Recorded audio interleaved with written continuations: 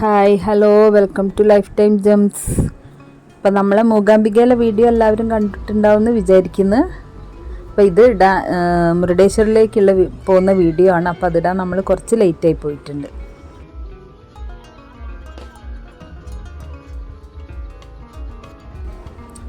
അപ്പോൾ ഇവിടെ നിന്ന് ഏകദേശം കുറച്ച് ദൂരം ഉണ്ട് കേട്ടോ മുരുടേശ്വറിലേക്ക്. അപ്പോൾ നല്ല റോഡാണ് കേട്ടോ ഇവിടെയൊക്കെ, നമ്മളവിടുത്തെ പോലെ നല്ല നീറ്റായിട്ടുള്ള റോഡാണ്. ഇപ്പോൾ പണ്ടൊക്കെ കുറച്ചൊരു ബുദ്ധിമുട്ടുള്ള റോഡൊക്കെ ആയിരുന്നു, പക്ഷെ ഇപ്പോൾ ഒക്കെ നല്ല നീറ്റായിട്ടുണ്ട്. നമ്മളെ കേരളത്തിലെ റോഡിനേക്കാളൊക്കെ നല്ല റോഡാണ്. ഇപ്പം മുരുടേശ്വറിലേക്ക് നമ്മൾ ഒരു 10 കൊല്ലം മുന്നേ പോയിട്ടുണ്ട് കേട്ടോ. ഇവിടെ മൂകാംബിക പോയ ആ സമയത്ത് തന്നെ നമ്മൾ അന്ന് മുരുടേശ്വരമൊക്കെ പോയിട്ടാണ് വന്നത്. അപ്പോൾ ഇതിൽ കുറേ ആൾ കാണാത്തവരൊക്കെ ഉണ്ടല്ലോ, അപ്പോൾ അതുകൊണ്ട് ഒന്നുകൂടി കയറാമെന്ന് വിചാരിച്ചു. സമയമില്ല, എന്നാലുള്ള സമയത്തിന് പെട്ടെന്നൊന്ന് കണ്ടിട്ട് തിരിച്ചു വരാമെന്ന് വിചാരിച്ചിട്ട് പോവാണ്.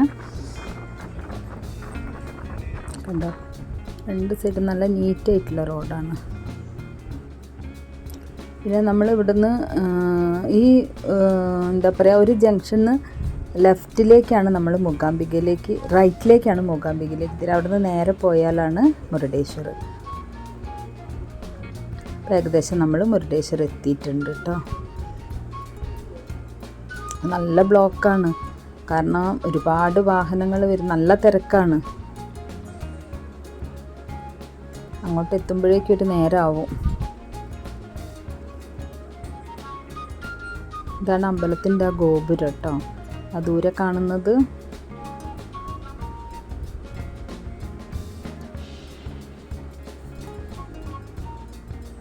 പിന്നെ ഇത് അറിയാലോ, ഇവിടെ കടലുണ്ട്. അമ്പലത്തിനോട് തൊട്ടിട്ട് തന്നെ മുരുടേശ്വറിൽ കടലാണ് മെയിനായിട്ട്. അവിടെ അറബിക്കടലാണ് 3 ഭാഗം ചുറ്റപ്പെട്ട് കിടക്കുന്നത്. അതിൻ്റെ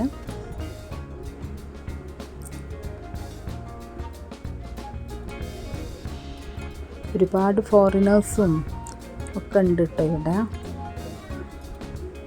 നമ്മൾ പിന്നെ ബീച്ചിലേക്കൊന്നും അങ്ങോട്ട് ഇറങ്ങിയിട്ടില്ല, കാരണം നമുക്കതിനുള്ള ടൈമില്ലായിരുന്നു. നല്ല ലൈറ്റിൻ്റെ പണികളൊക്കെ ഉണ്ടായിരുന്നു, അത് തിരിച്ചു വരുമ്പോൾ കാണാം. ഇപ്പോൾ ഇരുടാവാത്തത് കൊണ്ട് ലൈറ്റ്സ് ഒന്നും ഇട്ടിട്ടില്ല. പിന്നെ അവിടെ ഗോപുരത്തിൻ്റെ അവിടെ എന്തൊക്കെയോ പണികളൊക്കെ നടക്കുന്നുണ്ട്.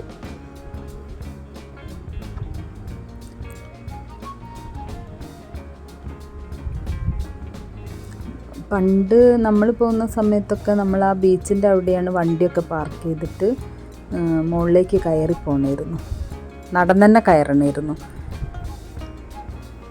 ഏകദേശം അസ്തമയമൊക്കെ ആവാനായിട്ടുണ്ട്.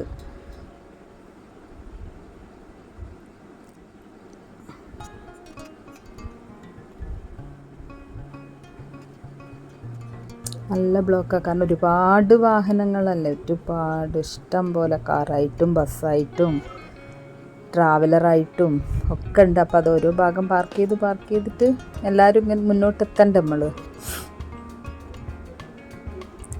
നല്ല ഫുൾ ലൈറ്റിൻ്റെ പണിയൊക്കെ ഉണ്ട് ഇവിടെ. എന്താണ് എന്നുള്ളത് നമുക്കറിയില്ല കേട്ടോ, ഇനി എപ്പോഴും ഇങ്ങനെ തന്നെയാണോ. പണ്ടൊന്നും ഞങ്ങൾ വരുമ്പോൾ അന്ന് വന്ന സമയത്തൊന്നും ഇങ്ങനെ ഇല്ല കേട്ടോ. അപ്പോൾ ഏകദേശം ഇതാണ് അമ്പലത്തിൻ്റെ ഗോപുരം കേട്ടോ. ഇവിടെയൊക്കെ എന്തൊക്കെയോ പണികളൊക്കെ നടക്കുന്നുണ്ട്.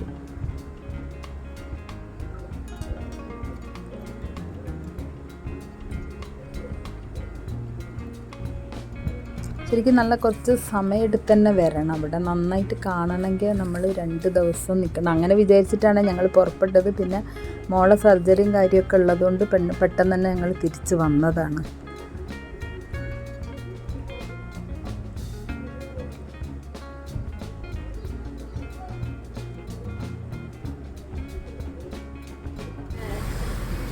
പിന്നെ ഇഷ്ടം പോലെ വാഹനങ്ങളുണ്ട്. ഇതിലൊക്കെ വന്ന ആൾക്കാരും ഉണ്ടാവുമല്ലോ അല്ലേ, അവിടെ നല്ല തിരക്കാണ്. പണ്ട് നമ്മൾ താഴെ ഇറങ്ങി നടക്കണമായിരുന്നു, പക്ഷെ ഇപ്പോൾ മുകളിൽ വരെ വണ്ടി പോകും കേട്ടോ. അതൊരു ഭാഗ്യമാണ്, കാരണം നടന്ന് അവിടെ എത്തുമ്പോഴേക്കും നമുക്ക് കാലൊക്കെ ഒരു വഴിക്കാവും. അങ്ങനെ നമ്മളിവിടെ എത്തി, എല്ലാവരും ഇറങ്ങിയിട്ടുണ്ട്. അമ്മേനെ പിന്നെ ഞങ്ങൾ ബസ്സിൽ തന്നെ, അവിടെ ട്രാവലറിൽ തന്നെ ഇരുത്തി, കാരണം അമ്മയ്ക്ക് മൂകാംബിക തന്നെ നടന്നിട്ട് വയ്യാതെ ആയിട്ടുണ്ട്. അപ്പം അന്ന് നമ്മൾ വന്നിട്ടൊക്കെ കണ്ടതാണ്. ഇവിടെയാണെങ്കിൽ ഇവിടെ എത്തുമ്പോഴേക്ക് ഫോട്ടോഗ്രാഫേഴ്സിൻ്റെ ഒരു തള്ളയിരിക്കും. ഫാമിലി ഫോട്ടോസൊക്കെ എടുക്കാം നമുക്ക്.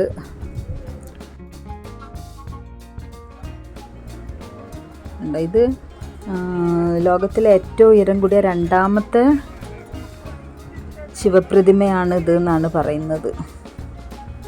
ഇതിൻ്റെ 3 ഭാഗവും അറബിക്കടലാണ്. അപ്പോൾ നമ്മൾ ഇവിടേക്ക് വരുമ്പോൾ തന്നെ കാണുന്ന ഒരു വലിയ ഗോപുരമുണ്ട്. അതൊരു 20 നിലയുള്ള ഗോപുരമാണ്. അതിൻ്റെ ഏറ്റവും മുകളിൽ കയറിയിട്ട് നോക്കിയാൽ നമുക്ക് ഈ ശിവൻ്റെ ഈ പ്രതിമ നമുക്ക് നേരെ കാണാം. അവിടെയൊന്നും കയറാൻ നിന്നിട്ടില്ല കേട്ടോ അവർ. നമ്മൾ അന്ന് വന്നപ്പോൾ കയറിയതാണ്. പിന്നെ കുറേ ഫോട്ടോസ് എടുത്ത് കുട്ടികളെ വെച്ചിട്ട് ലൈറ്റ് വെളിച്ചമൊക്കെ പോകുന്നതിൻ്റെ മുന്നേ ഫോട്ടോ എടുക്കാമെന്ന് പറഞ്ഞിട്ട്, പിന്നെ ഇവരെ ഫോട്ടോഗ്രാഫേഴ്സിനെ കൊണ്ട് തന്നെ നമ്മളൊരു ഫാമിലി ഫോട്ടോ ഒക്കെ എടുത്തിട്ടുണ്ടായിരുന്നു. നിക്കിമോനും ബില്ലുവിനും വെച്ച് ഫോട്ടോ എടുക്കുകയാണ്. അവൻ നിക്കി അടങ്ങി നിൽക്കൊന്നുമില്ല. കണ്ട മുകളിലെ ശിവപ്രതിമ അവിടെയൊക്കെ ലൈറ്റ്സൊക്കെ ഇട്ടിട്ടുണ്ട്. ഇപ്പം ഇതന്നെ ഒരുപാട് സ്റ്റെപ്പ് കയറാനുണ്ട് കേട്ടോ. ഞാൻ അമ്മേൻ്റെ കൂടെ ഇരിക്കാമെന്നൊക്കെ വിചാരിച്ചതാ. അപ്പോഴേക്കും അമ്മോൻ എന്നെ ഒന്ന് പിടിച്ച് ഫോട്ടോ എടുക്കാൻ വേണ്ടി വന്നു.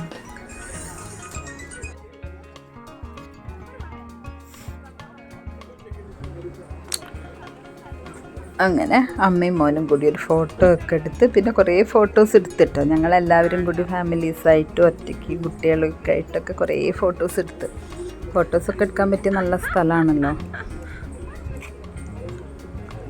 നല്ല തിരക്കാണ്. നമ്മൾ ഫോട്ടോ എടുക്കുമ്പോഴേക്കും ഇടയിൽ കൂടെ ആൾക്കാരൊക്കെ പോവുക.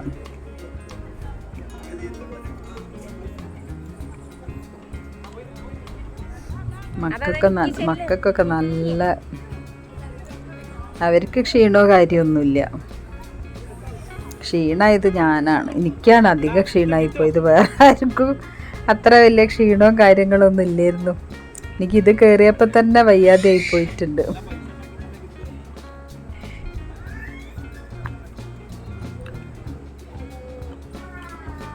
കുറേ സമയം ഞങ്ങൾ താഴെ തന്നെയായിരുന്നു. കാരണം ആ വെളിച്ചം പോകുന്നതിൻ്റെ മുന്നേ ഇവർ ഫോട്ടോ ഒക്കെ എടുക്കണം എന്ന് പറഞ്ഞിട്ട്.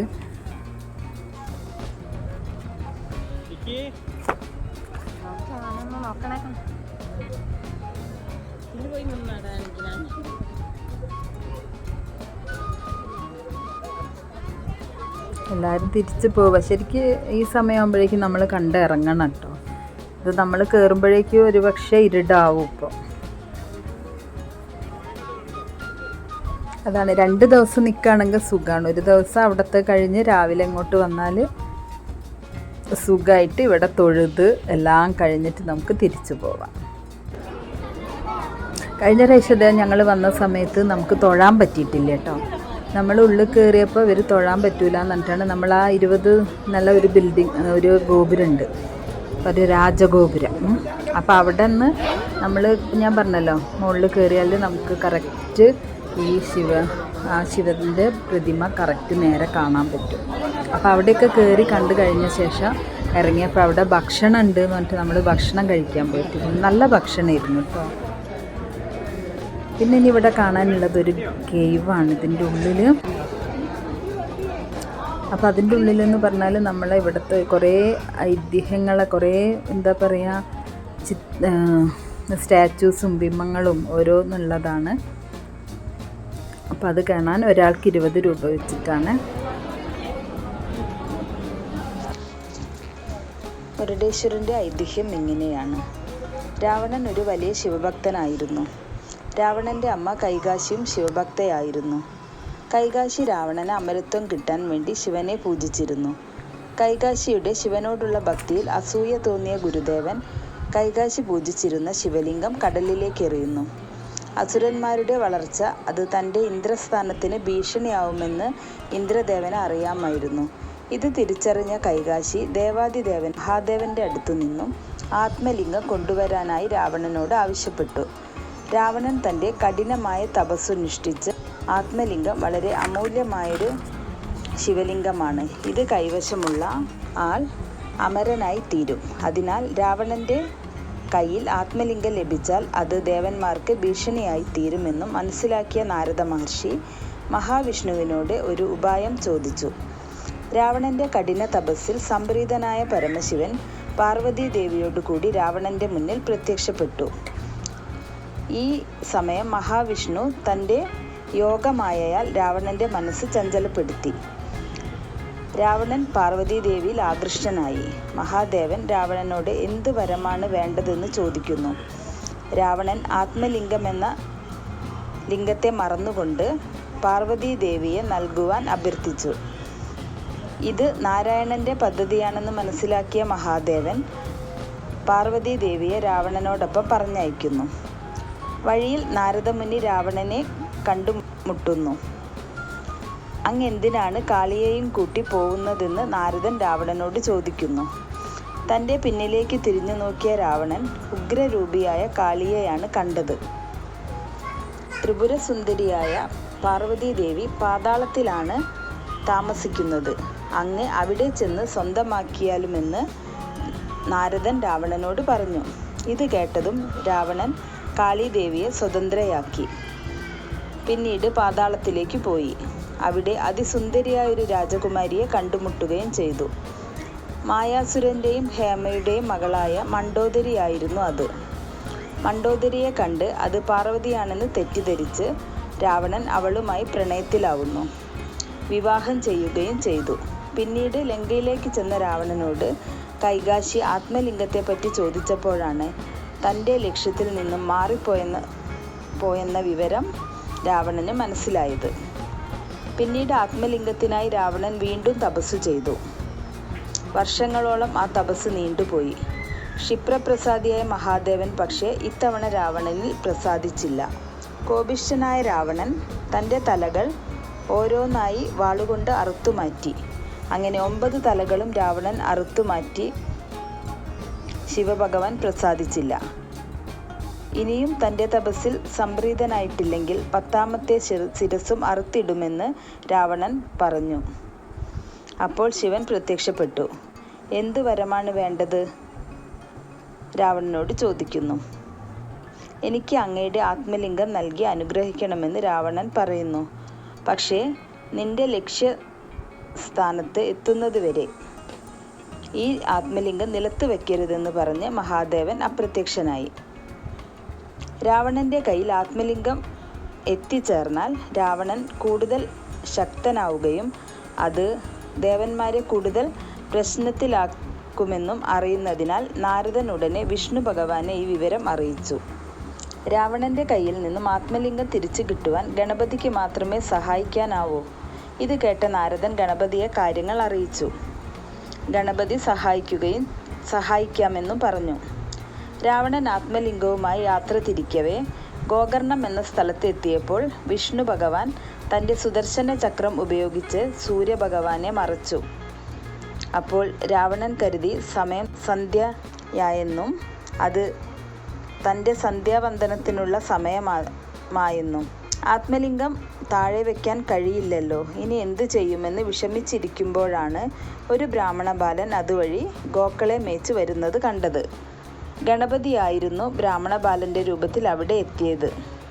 രാവണൻ ബാലനോട് തനിക്ക് സന്ധ്യാവന്ദനം ചെയ്യാൻ സമയമായി, ഈ ശിവലിംഗം കയ്യിൽ സൂക്ഷിക്കാനും താഴെ വെക്കരുതെന്നും പറഞ്ഞു. എനിക്ക് പോവാൻ തിടുക്കമുണ്ട്. ഞാൻ 3 പ്രാവശ്യം വിളിക്കുന്നതിന് മുമ്പ് തിരിച്ചെത്തണമെന്ന് ബാലൻ പറഞ്ഞു. അങ്ങനെ രാവണൻ സന്ധ്യാവന്ദനം ചെയ്യാൻ പോയി. ഇതിനിടയിൽ ബാലകൻ്റെ വിളി കേട്ടു. 3 പ്രാവശ്യം വിളിക്കുമെന്ന് പറഞ്ഞതിനാൽ ഇനിയും സമയമുണ്ടെന്ന് രാവണൻ വിചാരിച്ചു. പക്ഷേ ബാക്കി 2 വിളിയും ബാലകൻ പതുക്കെയായിരുന്നു വിളിച്ചത്. അതിനാൽ രാവണൻ അത് കേട്ടതുമില്ല. രാവണനെ കാണാത്തതിനാൽ ബാലകൻ ആത്മലിംഗം താഴെ വെച്ച് പോവുകയും ചെയ്തു. സന്ധ്യാവന്ദനം കഴിഞ്ഞു വന്ന രാവണൻ കണ്ടത് പട്ടുതുണിയിൽ പൊതിഞ്ഞിരിക്കുന്ന ആത്മലിംഗം നിലത്ത് വച്ചിരിക്കുന്നതാണ്.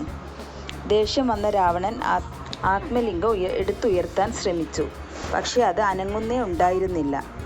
തൻ്റെ 20 കൈകൾ കൊണ്ടും വലിച്ചുയർത്താൻ ശ്രമിച്ചുകൊണ്ടേയിരുന്നു. എന്നാൽ ആത്മലിംഗം അനങ്ങിയതേയില്ല. രാവണന്റെ ശക്തിയിൽ ആത്മലിംഗത്തിന് പശുവിൻ്റെ ചെവിയുടെ ആകൃതി വരികയും ചെയ്തു. മഹാവിഷ്ണു സുദർശന ചക്രം പിൻവലിച്ചപ്പോൾ അവിടെയാകെ നല്ല പ്രകാശം വന്നു. അപ്പോഴാണ് ദേവന്മാർ തന്നെ ചതിച്ചതാണെന്ന് രാവണന് മനസ്സിലായത്. രാവണൻ പല വിധേനയും ആത്മലിംഗം നശിപ്പിക്കുവാൻ ശ്രമിച്ചുകൊണ്ടേയിരുന്നു. അങ്ങനെ ആത്മലിംഗത്തിൻ്റെ കഷ്ണങ്ങൾ ചിതറിപ്പോയി. അതിൽ ആത്മലിംഗത്തിൻ്റെ മുകൾ ഭാഗം സൂറത്ത് കല്ലിലും മറ്റു ഭാഗങ്ങൾ ഗുണേശ്വറിലും ധരേശ്വരിലും തെറിച്ചുപോയി. ആത്മലിംഗ ആവരണം ചെയ്തിരുന്ന തുണി മുരുടേശ്വരിലും വന്നു പതിച്ചു.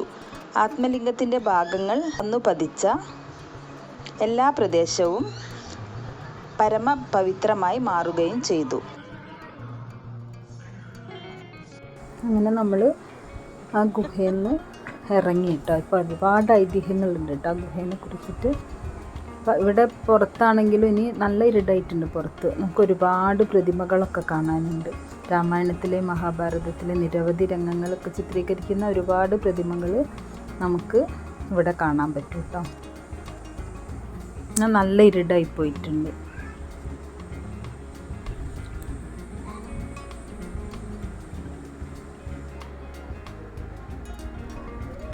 എന്തായാലും നല്ല ഒരു യാത്രയായിരുന്നു.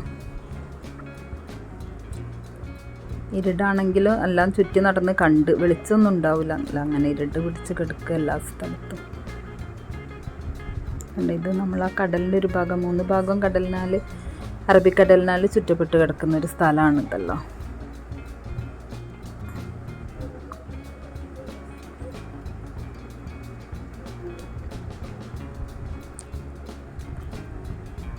നല്ല എന്താ പറയുക, നല്ല സ്റ്റാച്യൂസാണ് ഇവിടെ കാണാനുള്ളത്.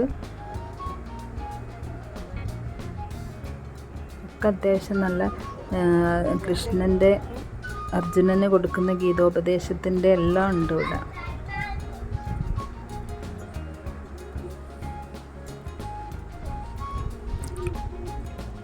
കഴിയുന്നത് എല്ലാവരും ഒന്ന് പകൽ കണ്ടുവരുന്ന വിധത്തിൽ, ഇത്ര ഇരുടാവാൻ നിൽക്കാത്ത വിധത്തിൽ പോവാൻ ശ്രമിക്കുക കേട്ടോ. ഇത് നമുക്ക് സമയമില്ലാത്തതുകൊണ്ടാണ്. അതുകൊണ്ട് നമുക്ക് ഉള്ളിൽ കയറി തൊഴാനും പറ്റിയിട്ടില്ല. കാരണം ലേറ്റായിപ്പോയല്ലോ. നമ്മൾ തിരിച്ച് രാവിലെ ആകുമ്പോഴേക്കും നമുക്കിവിടെ എത്തും വേണം.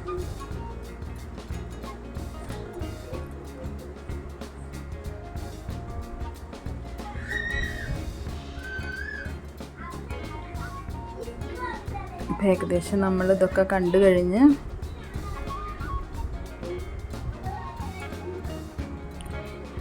തിരിച്ചുള്ള യാത്രൻ്റെ പരിപാടിയിലാണ്.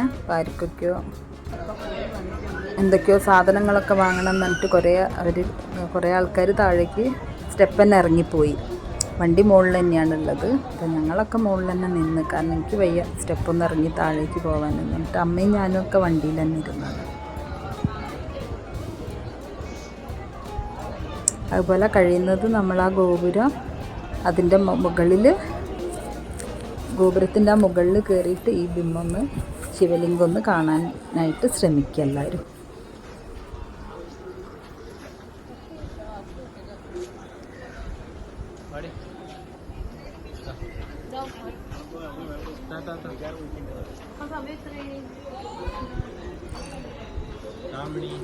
അപ്പം നമ്മളെല്ലാവരും അവിടെ നിന്ന് താഴേക്ക് ഇറങ്ങാണ്.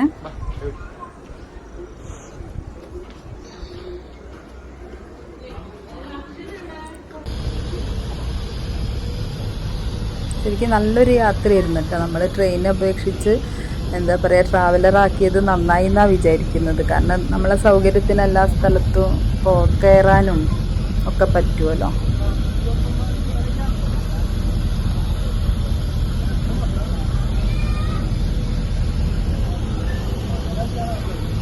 അങ്ങനെ നമ്മൾ ട്രാവലറിൽ താഴേക്ക് ഇറങ്ങാണ്. കുറേ ആൾ, ഞാൻ പറഞ്ഞില്ലേ, താഴെ കുട്ടികളെയും കൊണ്ട് സാധനം എന്തൊക്കെയോ വാങ്ങണം എന്നൊക്കെ പറഞ്ഞിട്ട് പോയിട്ടുണ്ടായിരുന്നു. അവരെയൊക്കെ താഴെ നിന്ന് പിക്ക് ചെയ്യാന്നുള്ളതിൽ നമ്മൾ താഴേക്ക് ഇറങ്ങിയത്.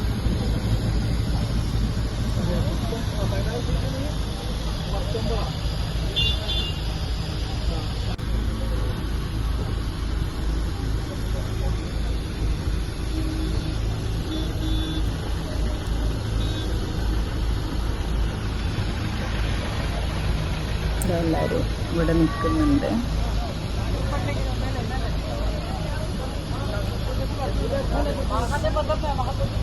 അങ്ങനെ എല്ലാവരും വണ്ടിയിൽ കയറി. ഇവരെന്താ കുട്ടികൾക്ക് കണ്ണടയോ അങ്ങനെ എന്തൊക്കെയോ വാങ്ങിയിട്ടുണ്ട്.